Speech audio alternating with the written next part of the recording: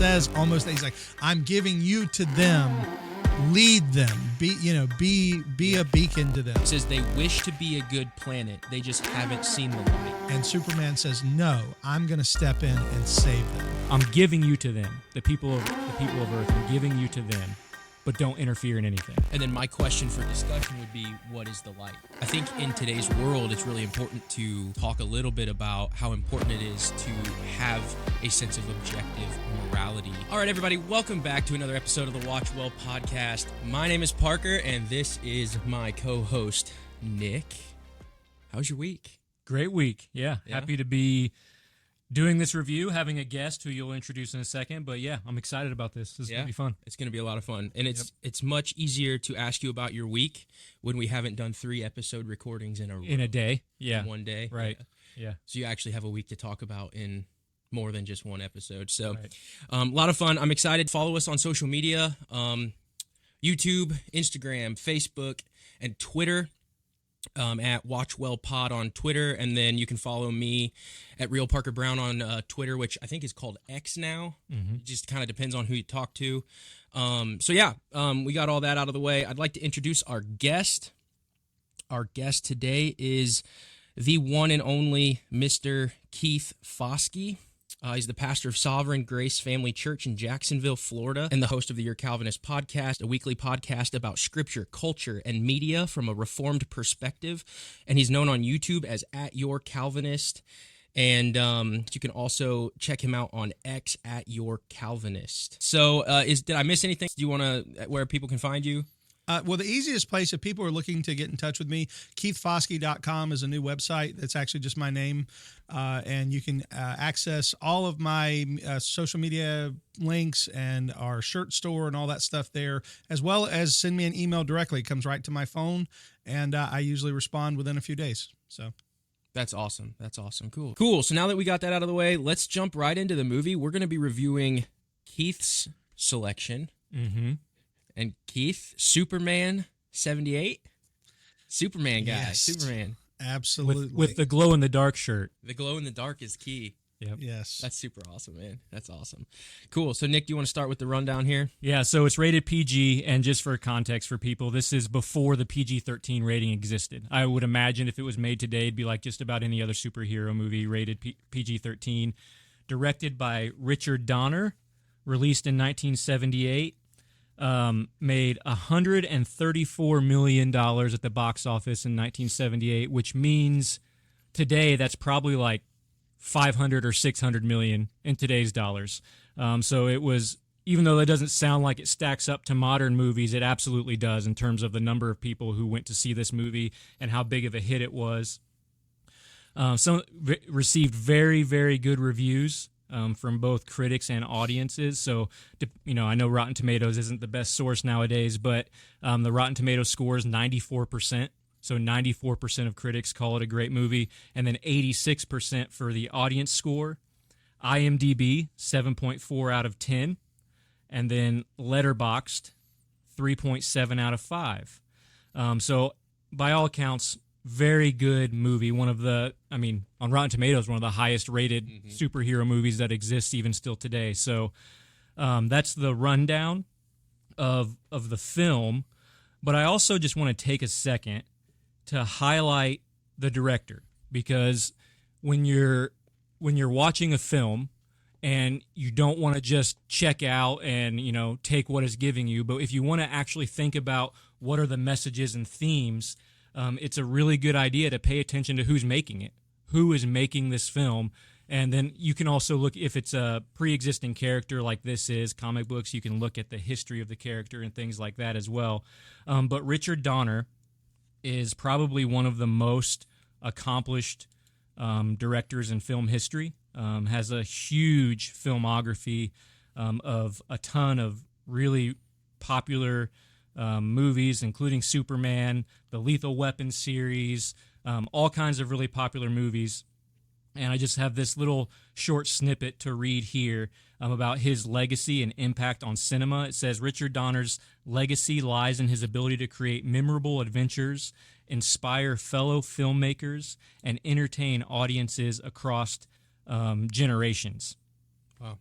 So, I mean, if you were to look, he has a 50-year, I think he died in 2012 or something like that, but his career spanned 50 years. So lots of movies. If you go and look at his filmography, you can probably learn at least something about his worldview, and you can see some of the things that some of the trends that are consistent across his filmography. So just want to throw that out there with him.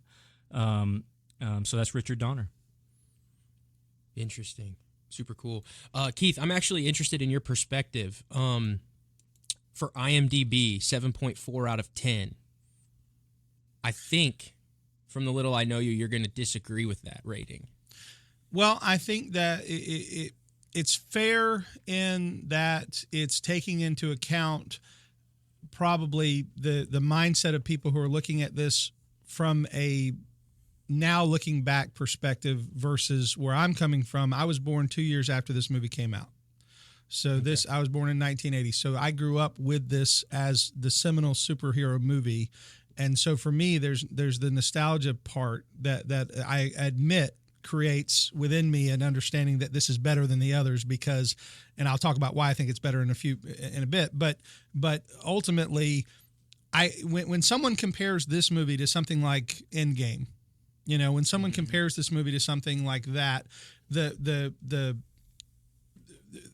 certainly the effects and the intricacy of the story of something like Endgame certainly dwarfs a movie like this because we've come so far in filmmaking. We've come so far in 40 years of filmmaking. The game has changed. And so I understand where it falls in the minds of many people. Most people who are giving IMDb scores are probably going to be, within that 20 to 30, maybe 40-year-old range. They didn't grow up with this. They haven't seen the evolution. They don't know how this movie inspired other movies and how it created a genre that didn't exist prior to that. That's why it's where it is. But that's why I think it should be higher. But I understand why it's not. So that's my thinking. I think that's very fair for sure. I would actually say, we were watching this together last night, and I've seen it countless times. But one of the things that popped in my mind as we were watching it was just trying to imagine, okay, what would it have been like seeing these effects in the theater in 1978? Absolutely. Like, how much would my mind have been blown at the time that they were able to do these flying scenes and, the destruction of Krypton and the spacecraft flying through space as, that's transitioning and Superman is aging a little. Or even when he catches the helicopter. Yeah, he even things like the helicopter and he puts it back up on top of the building. Right. So by today's standards, you can kind of see some of the, some of the flaws and some of like how, you can looks like a miniature model and you can see some of that, but it's still amazing to watch and think about, okay, when you put this in its context, in its time, how amazing these effects would have been for people who are watching it, when it came out in theaters. It's just incredible. And creating those effects as well would have been much more difficult then. It would have taken much more cinematography skill because now you can just throw in a green screen and, there's still skill involved with creating digital effects and all of that, but it's much more manual back then. I'm sure they used miniature 3D models and all of these things to film some of the scenes of more of like a drone shot or something far away or of a landscape or something. But definitely, you know what I'm saying? Yeah. Can I mention just something? Go for it. Yesterday I was watching a little short documentary on the film Spaceballs. Now I know that's a weird maybe I'll come back and we'll do a Spaceballs episode. But we'd love it. But in this little documentary, I don't know if you remember Spaceballs, but the whole joke was the guy was flying an RV through space like it was a Winnebago spaceship. Mm-hmm.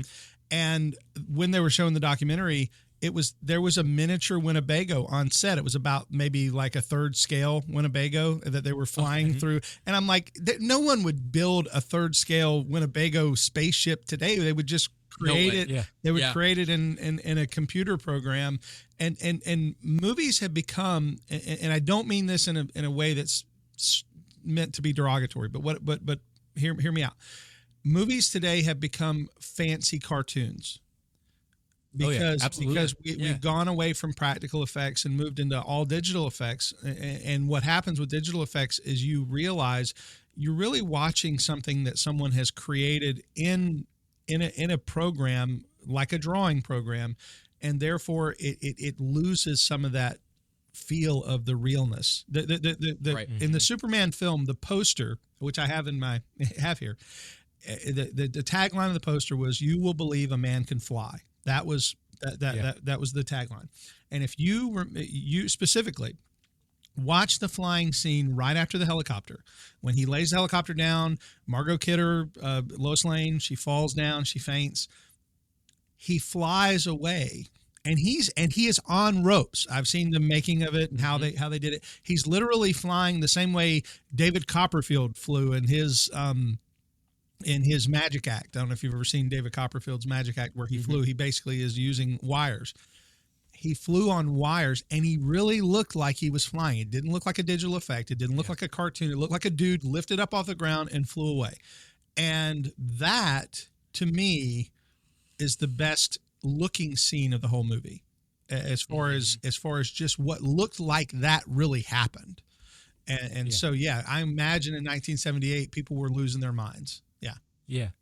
And there are some, very few, I totally agree with you that most, at least big budget modern movies are essentially just really fancy cartoons.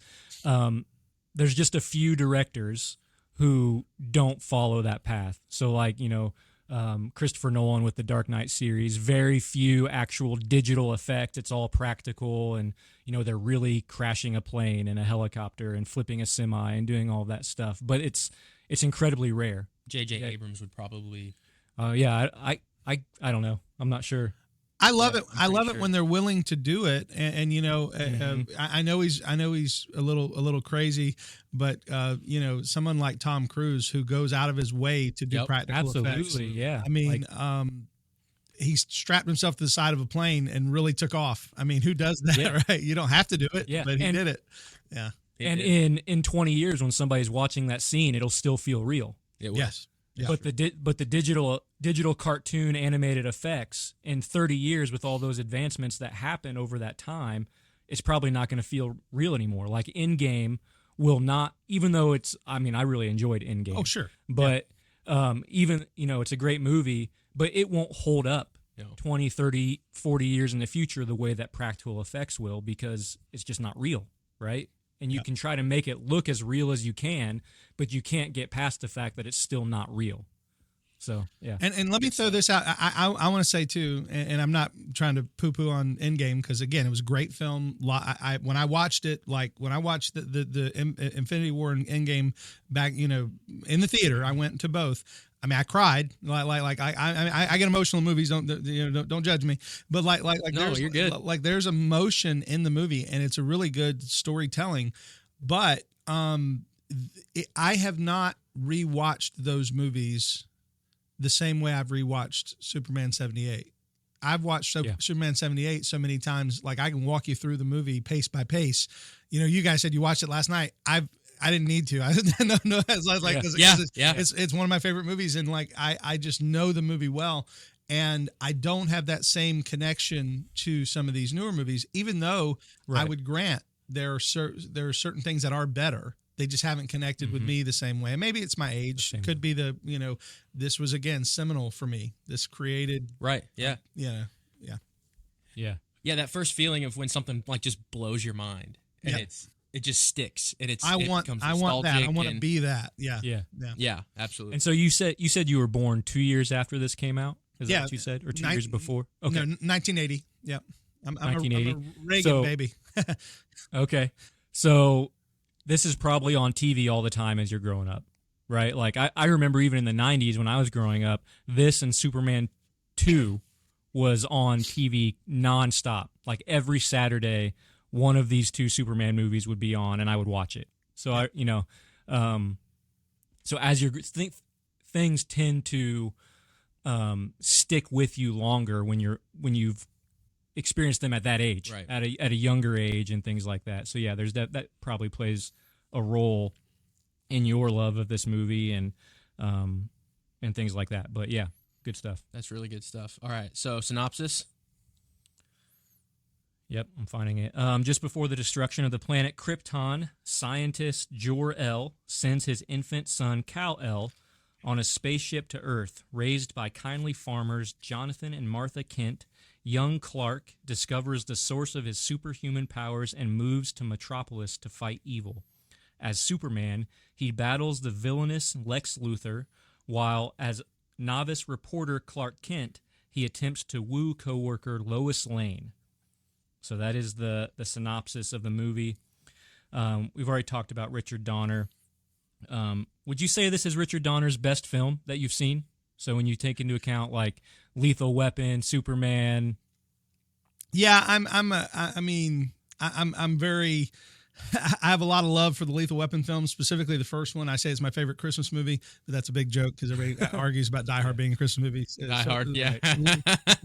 Lethal Weapon and Lethal Weapon 2 both took place at Christmas. So I'm a huge Lethal Weapon fan. I love the chemistry of Mel Gibson and Danny Glover, especially in the first one when he was dealing with psychosis and suicide and suicidal thoughts and those. Again, not talking about that movie, but yeah, I really enjoy movies, and so there's a lot of depth. Don't feel bad. We talk about other movies when we review movies all the time. Yeah, it's completely normal. the scene where Riggs is has the gun in his mouth. That's hard not to really, knowing how many people have succumbed to that, knowing how many people have, You know, especially law enforcement and military and everything. That scene is very, very powerful. So yeah, Absolutely.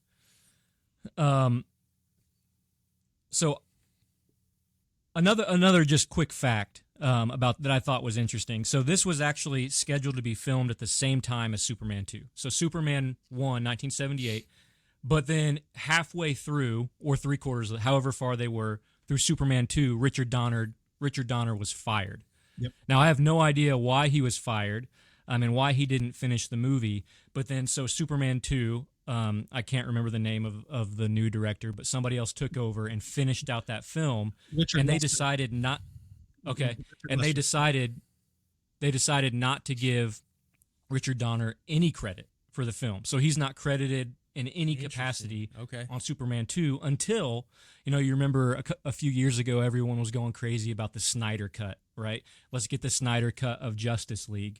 Well, that happened long before that ever happened with Zack Snyder with Richard Donner, because everyone wanted the Donner cut of Superman 2. So interesting. So that's been released as an alternate version of Superman 2. And one of the reasons I bring that up is because as a kid, I always enjoyed Superman 2 with General Zod more than Superman 1. Yeah. So that was just my perspective as a kid. Is I really liked the storyline and Zod and his and the two others coming into Metropolis and seeking revenge and all of that. I just really enjoyed that storyline. But so this movie, total success, right? Critical success, audience success, box office success. Yet all of that isn't enough to save the director from being fired, even though he's one of the most famous directors to ever exist. So I just I find that very interesting. And I don't know if I've ever seen the Donner cut of Superman 2. I've only seen the version that's on that has been on TV. So, but anyway, it is. I would, because I have a lot to say on this subject, and I don't want to go too far. The arguments over why he was fired, that's hard to get into because a lot of speculation on that, a lot of back and forth and different opinions. But Richard Lester brought more of a campiness to the second movie, and he played up some bits that were more comedic, which were sort of take you out of the film. Like the very beginning of the movies, like there's a lot of slapstick things happening, paint falling on people and stuff, as when things are happening, and so that was all Richard Lester. So when you watch the Donner cut, a lot of that stuff's gone. It takes a much more serious approach to the movie. In some ways I prefer the Lester cut because that's what I grew up with. So seeing the Donner cut is like seeing just a different movie. Like there's so many different parts. But it was filmed at the same time. It was filmed for the purpose of creating a movie, and then a year later having the sequel, or 2 years, however long. But it was the intention was we're going to have this is going to be. They knew they had something here. There was going to be more than just a one-off. And what's interesting about that is a similar thing happened with the second and third installment of Back to the Future. They filmed both of those at the same time. And when you know you're going to have that creates a great continuity between two films. Like in the second and third Back to the Future, there's just so much continuity because they knew what they were doing. They didn't have to create a sequel out of thin air. And so it is with Superman 1 and 2. Superman 1 introduces General Zod, which is Terrence Stamp, at the very beginning of Superman 1. The opening. And you wonder, like, who is this guy? He never comes back into play in the first movie. Well, and you're expecting him to come back, and never does, because they're setting up the sequel. Which, I mean, that's genius when you know you're doing. I mean, it's kind of like MCU before MCU. That's right. Except for instead of happening post credit, it's happening in the opening scene of the film. Right. Yeah, that's fair. Yeah, absolutely. By the time the end of the movie comes, you've forgotten that guy, and then in the next movie, boom, he's back. There he is. Which is super interesting, and you can correct me if I'm wrong, because I'm gonna full disclosure, I have never seen Superman 2. Okay. So, but what's interesting is the way you guys are talking is the Superman. We were talking last night about the Superman movie, Man of Steel. It seems as if it stole the beginning of Superman 1978, but then was Superman 2.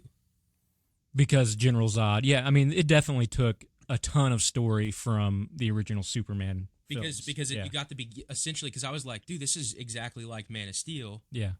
There's just some minor details that are different. The rest of the movie was different. And then the way you guys are talking about Superman 2 was almost as if they just took the beginning of Superman 1 out and put it in Superman 2 to make a fully robust thing. Yeah. You could definitely say that, because there's a lot of similarity there. Yeah, and my thought on Man of Steel, just real quick on that, is Man of Steel was 20 minutes too long, and because the fight with General Zod, I think takes the whole movie takes me out of the movie.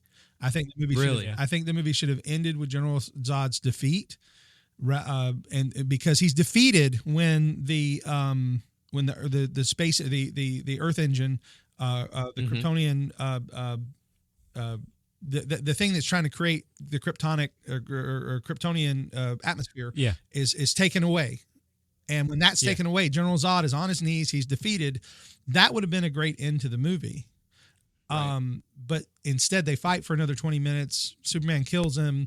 Yeah. They basically have 15 9/11s that happen all through all downtown. Right there. Yeah. And so that takes me out.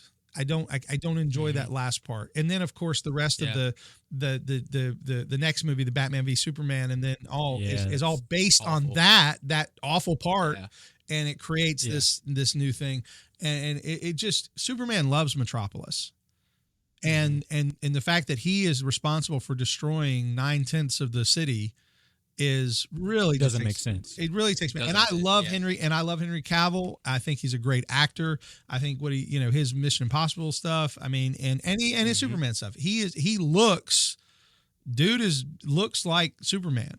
So and certainly has a very winsome personality. It seems he seems like a very genuine dude. So I'm not saying. I will say I'll throw one thing in here though, because I could pretty much say my opinion of the whole Justice League thing was absolutely horrible, really bad. But I will say one of my I would probably put this in top 10 favorite scenes of all time, and I know that's saying a lot. But the moment when the Flash takes off running when they're at the statue, and they're trying to fight Superman, in I can't remember which movie this was, but when they're trying to get the Justice League together. Yep. And Flash takes off, and he's fighting, and then all of a sudden you see his head turn to catch up with the Flash. I thought that was, talk about mind-blown moment. Yeah. I thought that was awesome. I love to show it. how powerful Superman is. So cool. And the Flash looking at him like he can follow me with his eyes. It's so awesome. Yeah. You just see his eyes go. It's so cool. I love that scene. So I actually didn't watch Justice League. Love that scene. I didn't even watch it because I wasn't interested, because Batman vs Superman in my mind was so bad. It was I so bad. Just didn't enjoy it. So, what they did well was demonstrate how powerful Superman was. Yeah. Yeah. So Keith, I'm sorry. I don't want to go too you're far. good. No, go ahead. Go for it, man. Go for it. You were right though. They truncated the stories, and that has been DC's problem. Is they're so invested in catching up with Marvel 20 years too late. And Marvel started this cinematic universe and was smart enough to do one character at a time, character building, world building, universe building, one step at a time. And they've gone off the rails now with all the different, you can't follow it anymore because it's multiverse and all this stuff. It's no fun anymore because there's no continuity. But, eventually things have to die. We know that. But with it should have died at Endgame. Yeah, and that would have been the perfect, like, this is it. But now you can't enjoy anything. But that's so true. But with Superman, the Justice League and all that, they put Doomsday in way too early. The Doomsday character is you don't have a beloved Superman to kill. You have a Superman that's been active for less than a minute, and now you're going to kill him, and everybody's supposed to be sad. They don't even know who this guy is. And so the whole Doomsday narrative from 93, 94, I think, is when the comic books came out. I have every comic book from that year. I've been a Superman fan all my life. So, like, I bought off the newsstand every comic book from the year that Superman died, and they're still in a box in my house. And that storyline is based on an established Justice League, because Doomsday kills several Justice League's members before he gets to Superman. That's the point, is everybody's trying to stop this thing and no one can stop it. Finally, Superman has to kill himself to kill Doomsday. And that leads to this death in Metropolis where Lois is holding his dead body. This perfect scene that was, I think it was Dan Jurgens who drew it. It's just a beautiful scene of Superman being dead on the ground, shirt ripped off. He is dead. And then the whole funeral for a friend. There was an entire series of comic books just about the funeral of Superman. And it's wild. It was, and to have it truncated into one movie was like, ugh. For a fan, it's like, don't let me write this. Absolutely. Sometimes the fans would be better at writing. Yeah. Sometimes. Sometimes. But it's like, at that point, all you have to do to make it successful and make it good is just faithfully adapt it. Just be faithful to what the source material is. And then you would have people interested. You would have people that come watch it, and you wouldn't have the flops that DC has kind of been known for over the last however many years. But yeah, just faithfully adapt it. This is a ready-made story that's already perfect for the screen. Just make it, right? Like that would have been, even if you're copying it shot for shot from the comics, just do that, and you're good to go. That's right. Yeah. So give us your review of Superman 1978. I know we've gotten into it a little bit, but if you could just, like a sentence or two of what you think of the film. Or longer, if you want to go longer, that's fine too. It created the superhero genre.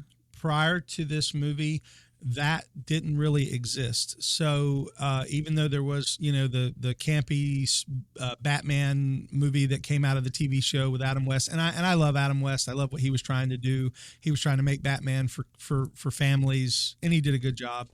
I think '89 Batman is the benchmark that everything built on after that, though. Nolan, even I didn't hate Ben Affleck. I thought Ben Affleck was a good Batman, even though the movie suffered because of writing. I think he did a good job. So, but Superman started it all. '78 Superman creates a genre that didn't exist and establishes that you can have a legitimate, and I'm going to use this phrase, grown-up movie about a superhero that's not just for kids. It's not George Reeves, who was great, but George Reeves, again, was a TV show, sort of like Adam West, who was, he was smiles at the end and everybody laughs, oh, Jimmy, ha, ha, ha, oh, Lois, that's kind of the way Christopher Reeves created a character that people make fun of today, but people don't understand the reality. People say no one could just put on glasses and fool people into believing that he's not really Superman. I mean, he looks just like him, and he's working with the greatest investigative journalist in the world, Lois Lane. How does she not see who he is? And the answer to that is Christopher Reeves shows us why. Because Christopher Reeves played two different characters. When he played Superman, he was not playing Clark Kent. And when he played Clark Kent, he was not playing Superman. He demonstrated his range as an actor by playing two parts in the same film. And in doing so, he demonstrated how this works. Clark Kent was a goofball. He slouched. He parted his hair on the other side. All these things which may seem like subtle and incidental and non-memorable things, everything mattered. No one would see this guy tripping down the road and say, yeah, that's Superman. That's Superman.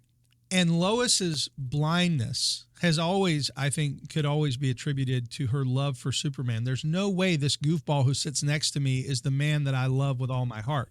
And the movie is really their love story. Love story of Clark wants Lois to love him, and Lois wants to love Superman. And he could easily have Lois if he just said, I'm Superman. But he doesn't because he wants her to love Clark, because Clark is who he really is. This is it. The difference between Batman and Superman is Batman and Bruce Wayne is the costume. Bruce Wayne is the mask. 100%. In fact, there's a scene in a comic book where the Wonder Woman has her lasso of truth and wrapped around Batman, and she says, "Tell me your name," and he says, "Batman." Like that's the truth. That's who he is. But with Superman, it's the opposite. Superman is really Clark Kent. He is the byproduct, and this is going to bring us into some of our theology later. He is the byproduct of two fathers, but the father that influenced who he is as a man was Jonathan Kent. The father who gave him his power is Jor-El, but the father who gave him his person is Clark or is Jonathan.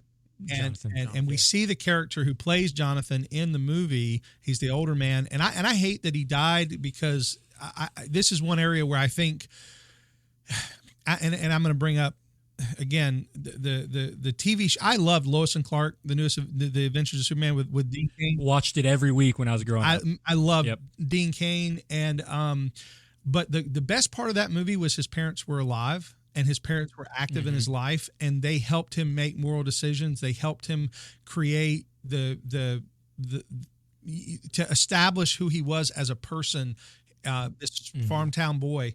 And the guy who played his dad was, I can't remember his name right now, but that actor was just so fantastic. And and then of course in Smallville you had Snyder playing who was the guy from Dukes of Hazzard. I forget his first name. Is it Tom Snyder? No. Anyway, that sounds right. Yeah, that sounds right. I'm not sure though. But I think they did a good job with that too. He's trying to teach his son how to be a good man. And so Clark is truly who Superman is, and Superman's just a costume. So all this, there's just so much about this movie. Oh, and last thing, for my review, the ending of Superman 1 was actually filmed. It was supposed to be the ending of Superman 2. When he flies around the Earth and turns back time, that's supposed to be how he defeated General Zod. That was one of the major changes of the film.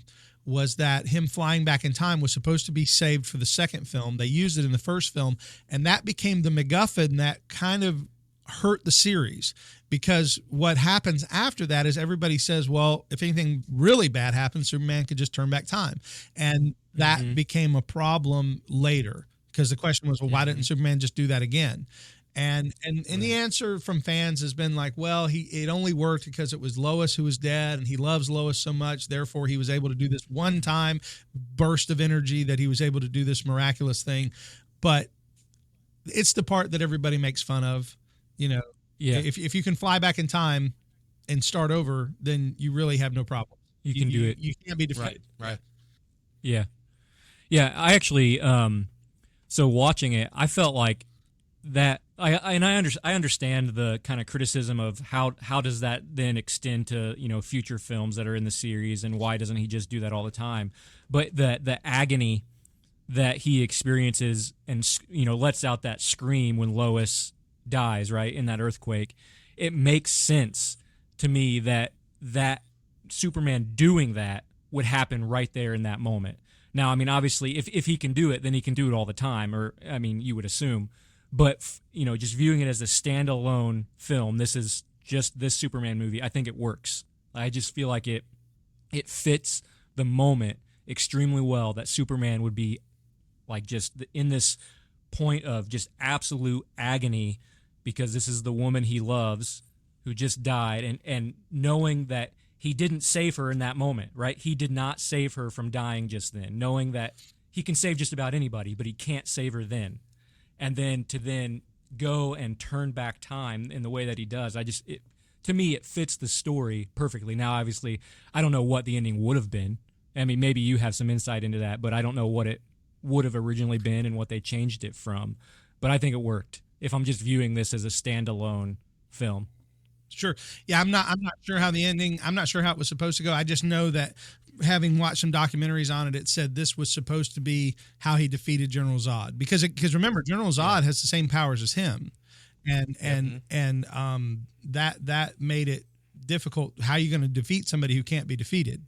And I do think the end of Superman 2 is a little lackluster. How he ends up defeating him becomes a little weird because he throws him down the cavern and you're like, well, is he still alive? Is he dead? What happened? So anyway, but it's still great. I still love it. It's just it's like kind of makes you wonder, like, yeah, it's interesting, those decisions that are made when you're making a movie and how that they can affect the continuity of the film later, if it's a trilogy or if there's a sequel, or just interesting. Yeah. Well, especially when you're filming it as one and you have a plan, so you're filming these scenes and you're filming it as one. I'm sure you're using certain locations and things, and even if something's not happening until 2, you want to film it when you're filming at that location. Yeah. And then to take some of those scenes and reorganize them. Yeah, that's interesting to think about. So my review is, I think it's fantastic. I love Superman 1. I think it's a fantastic movie, and it doesn't get the credit it deserves for being the film that probably influenced every single superhero film to come after. I've heard Christopher Nolan talk about when he signed up to direct Batman Begins, how Donner's Superman in 1978 was the model for how he cast people. Like, you have, so in Superman you have Marlon Brando on screen for a very short period of time, but his presence adds weight to that role. So Nolan cast Morgan Freeman, and he cast Michael Caine to be Alfred. So, like, to create that aura of importance and weight to those characters, so that it means more, even though the main character is basically an unknown. Like, Christian Bale wasn't very well known. Christopher Reeves wasn't very well known when he was cast, but the surrounding cast, the supporting cast, adds weight and aura to the film. And I think a lot of superhero movies have tried to follow that. Even Man of Steel, casting Kevin Costner and Russell Crowe as the two father characters, and I thought that was great. Who plays Martha Kent in Man of Steel? Diane Lane. Yep. Yeah, Diane Lane. Yeah. So, like, all of these well-known actors in these supporting roles, and it adds weight and credibility to the film. I mean, Marlon Brando from Godfather. So you have this serious actor, and like you said, it proved that you can make an adult superhero movie, like a grown-up superhero movie, and having those actors in those roles added to that perception. So, it doesn't get the credit it deserves. A lot of people look to the newer X-Men, and not the newer ones, but the ones, early 2000s and early 2000s Spider-Man as kind of the films that started off the comic book movie trend. But I think you can attribute all of that to this one, to 1978 Superman. I don't think that I can add anything in terms of my review that you guys haven't already said. So I agree wholeheartedly with the dichotomy between Batman being Batman and the Mask being Bruce Wayne. And then in this movie, the comparison would be Superman is the Mask and Clark Kent is the actual character. Yeah. 100% agree with that. Yep. And can I add just one last thing before we move to the next? I know I'm taking a lot of time. You're good. One of the great character, or one of the greatest actors ever to play the character of Lex Luthor in Gene Hackman. I can't believe I haven't said it. Yeah, I can't believe I haven't said this yet. But Gene Hackman, one of my favorite. I mean, I love so many actors, but Gene Hackman just has a particular way of coming across, and he was comedic but sinister. And the greatest scene for him was when Miss Tessmacher, she says, "My mother lives in Hackensack," and he looks at his watch and he says. He just shakes his head. That is cold. That is ice water in your veins, and he just doesn't care. He's like, "My mother lives." No, not anymore. No, she doesn't. Not anymore. And I mean, just dude was awesome, and had some great lines when he said, "I can't believe your brain produces enough energy to move your feet." He's talking to his henchman. I've used that as an insult. This is a great line. It's so good. That's a great cut. So anyway, so I just had to mention him, and again, you had Ned Beatty playing Otis. Ned Beatty's, you just talked about it, having great actors. Ned Beatty is a phenomenal actor, and he's playing a goofball, but he's nailing it. Absolutely. He's being chased by the guys, and Lex Luthor says they followed you, and he goes like he didn't know it was him. He's like looking for. I'm sorry. So I just the everything I love. I'm sorry. Yeah. No, you're good. We love the passion. We love movies too, man. One of my favorite Gene Hackman movies is Enemy of the State. I think he did so good in that movie with Will Smith, and how he was just that grumpy old man that just wants to be left alone. Like, so good delivering. I love Unforgiven. I don't know if you guys are into Westerns, but I would say Tombstone, Unforgiven, are right up there on some of the top ever. And just his again, ice water in his veins. I'll be, and he's the bad guy, but yeah. Yeah. So what are we thinking if we're going to try to watch well, we're going to look at the movie and, worldviews and theology. Where would I don't know if you want to start, Parker or Keith, but where would we go with that? Like, what are some of observations and things that you would look for in Superman? I kind of want to know. I want to let Keith go first. Okay. Is that cool? Yeah, and I hope that I'm going to do this right, because I hope I'm sure you'll do great. What you guys are looking for. I think there's several things. Superman has always been supposed to be, as a character, a representation of righteousness. Superman does what is right. He doesn't. One of the lines of the movie is, "I never lie," which is not true because he plays Clark Kent. But I guess he never goes and says, "I'm not Superman," right? Like he never says those words. So, but in his righteousness is based on his understanding of how he was brought up. There's a right way and a wrong way, and the tagline used to be, "Superman fights for truth, justice, and the American way." The American way has been taken out of subsequent. Absolutely. It's not used anymore because people don't think there is a right American right way. But there was a time when that type of righteousness, we wanted to be a righteous people. And the idea was this character represented a righteous man, a man who had the power to do good and did good. They say power corrupts and absolute power corrupts absolutely. But with Superman, you have a character who has unlimited power in almost every area and yet is not corruptible. And so that's what from a theological perspective, it's trying to represent righteousness as Superman being the righteous one. And you can't help but step back and see a Christ motif for that. And a lot of people have made the comparisons. A father sends his son into the world to be a savior, and that son is then raised by another father who instills in him certain values and things. And it does, sort of remind people of the, God sending Christ into the world. Christ is raised by Joseph, and there are these connection points where the story is following this model not overtly, Superman doesn't get hung on the cross, right? But at the same time, he's seeking to do right in an unrighteous world. He's seeking to be the righteous man. And so I think that is the, if you will, the theological perspective. It's looking at Superman as the righteous man sent into the world to save people.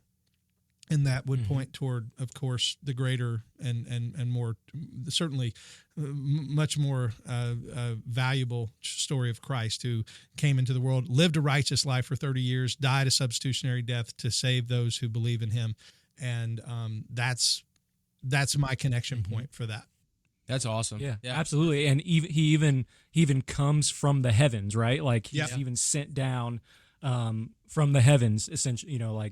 And there's a line where otherworldly.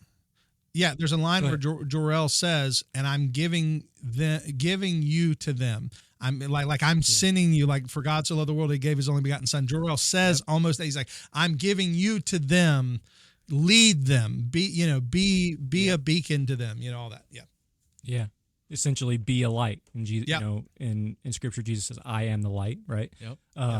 So good. I'm not making this up. I have it written down. I can prove it. So my big takeaway was the line that Jor-El is saying as Superman is in transit, we'll say. He says, they wish to be a good planet. They just haven't seen the light. And then my question for discussion would be, what is the light that Superman can give? And you walked right into that. So maybe I should have went first. So the answer would be then Superman's righteousness that he represents, and that aspect of his character is being given to the world that he's there to protect and save. And but it's also interesting that Jor-El tells, has that loop of audio playing while Superman is an infant in the spacecraft, about forbidden from, I don't remember the exact quote, but forbidden from interfering in history. It was something like that. I thought that was interesting because that would seem to be something, and maybe I'm viewing it in a wrong manner or interpreting it incorrectly, but that seems to be something that would be counter to that messianic connection. All the other messianic saying, okay, I'm giving you to them, the people of Earth. I'm giving you to them, but don't interfere in anything. Right? And it's almost as if, so the counter to that messianic imagery would be, it's almost like Superman has to disobey the direction of his actual father in order to be the hope of Metropolis and of the world. Does that make sense? Like, maybe I don't know if I'm viewing that correctly from just looking at the film in its own kind of cohesion, and so I don't know, what would you say to that? Yeah, that's a really interesting question, and it is a hard point to reconcile, because it seems like I'm sending you to be a light, but don't change anything, don't affect anything. Yeah, I think it's fleshed out better in a worse film, and that's Superman 4. Superman 4. I love, but it's a bad movie. It's one of my guilty pleasures. I love how bad it is, because Superman 4 was Christopher Reeve's passion project. Christopher Reeve was anti-nuke. He was very much personally opposed to nuclear weapons and things like that. And so he wanted to do the film where Superman rid the world of nuclear weapons, right? And I don't know if you remember Superman 4, and the whole movie is about Superman trying to rid the world of nuclear weapons, and Lex Luthor makes a man out of a nuclear bomb who can fight Superman and kill him and all that. Well, anyway, in that movie, this comes up because Superman goes and he actually has to face the council from Krypton. It's not just Jor-El, but the whole council is saying to him, you are forbidden to interfere with the world's affairs. And one of the guys even says, you can flee to new worlds. He says, just abandon them. You can go elsewhere. You have the power to leave Earth and go to other inhabited worlds. You don't have to do this. And Clark, or Superman's character, says to the council, he says, they are being threatened with the same destruction as Krypton. Krypton exploded. They're being threatened with the same, and I cannot walk away and know that I could save them. That's so there is this where the council has decreed that Superman not interfere with human free will. And I think that's where it comes in. Humans should have the right to destroy themselves if they want to. And Superman says, no, I'm going to step in and save them. So that's where I think that fleshes that out a little more. It's about their will. It's about them being able to make the choice. You don't have the right as a superhero to come in and choose for them. And Superman says, no, I do. I live here too. Mm-hmm. This is my world too. And that's right. And he steps in front, and he goes in front of the United Nations in that movie. Again, it's a weird movie. Superman's at the United Nations, and he says, Earth is my home too. And that's like a big message like this. I'm here, yeah.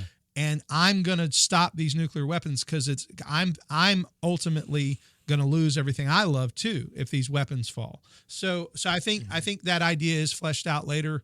I don't know if they had that intention. I know they didn't have that intention in the first film because Superman 4 was a Christopher Reeve passion project. They only did it because he wouldn't do another movie unless they let him do this movie. There's a whole backstory behind that.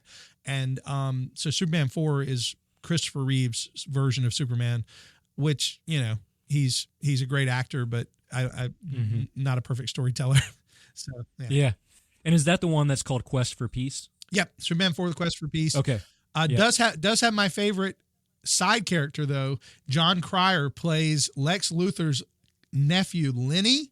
And if you don't know who Lenny Luthor is, just look up go to YouTube, look up Lenny Luthor's moments in Superman 4.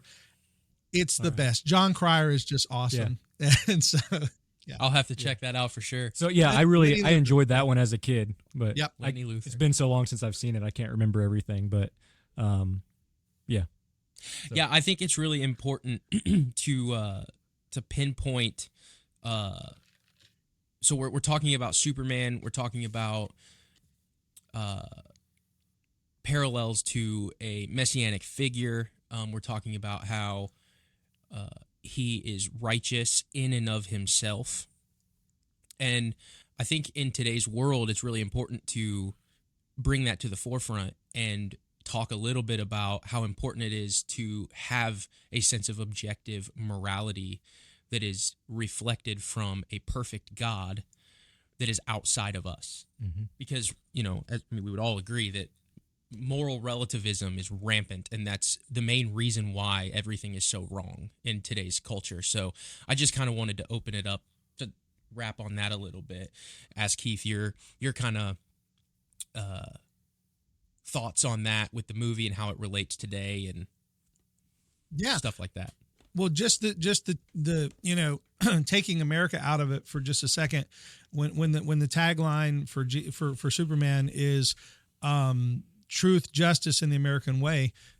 Today, you say, well, we stand for truth. Well, what is truth? Truth is your truth. You're living out your truth. Truth is relative.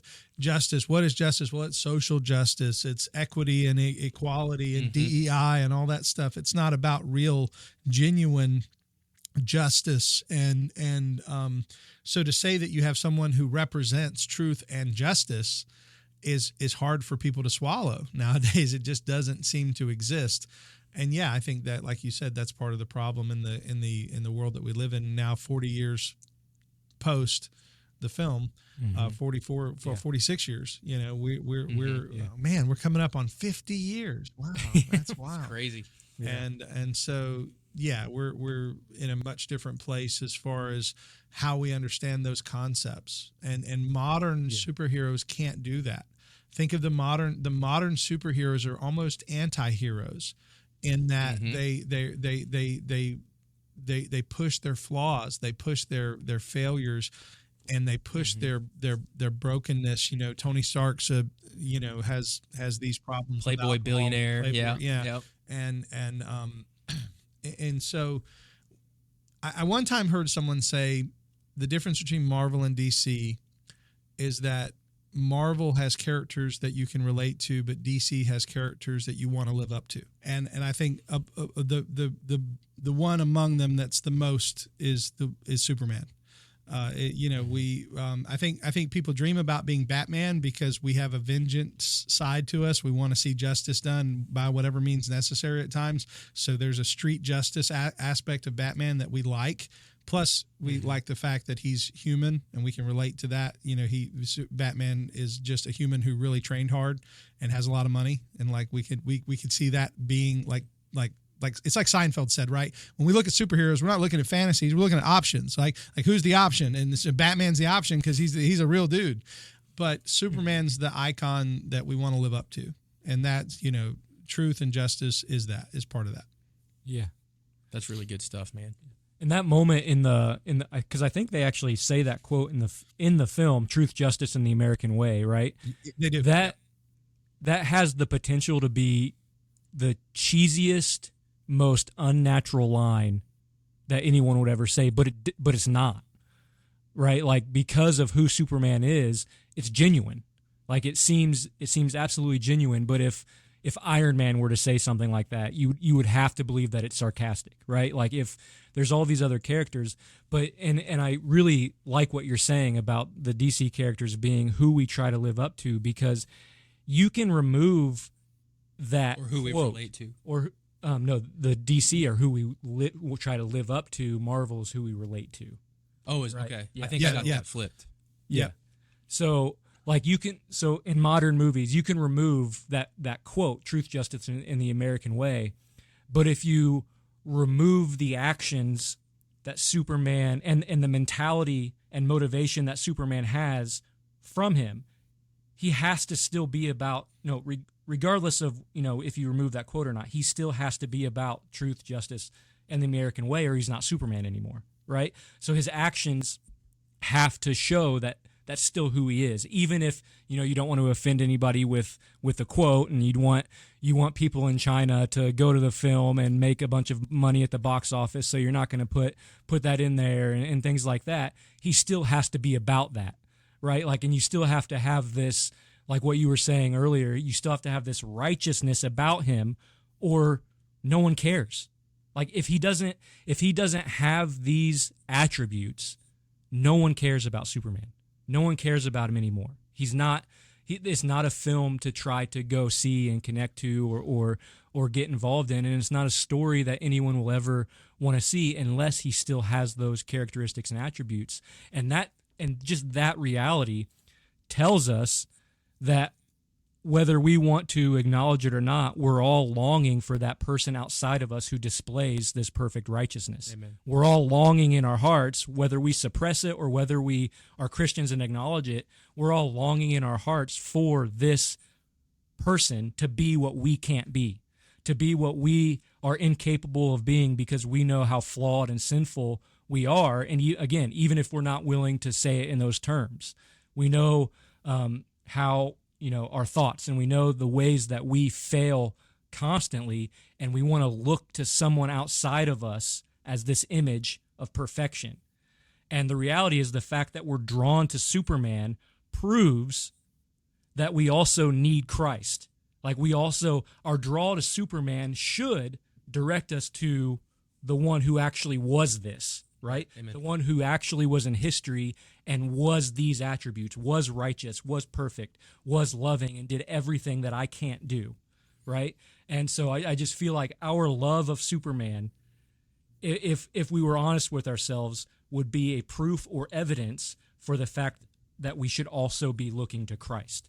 It's one of those moments where, we suppress, unbelieving people suppress the truth and unrighteousness. It's one of those moments where, being, it's written on our hearts, being created in the image of God, we can't help but be drawn to that image of perfection.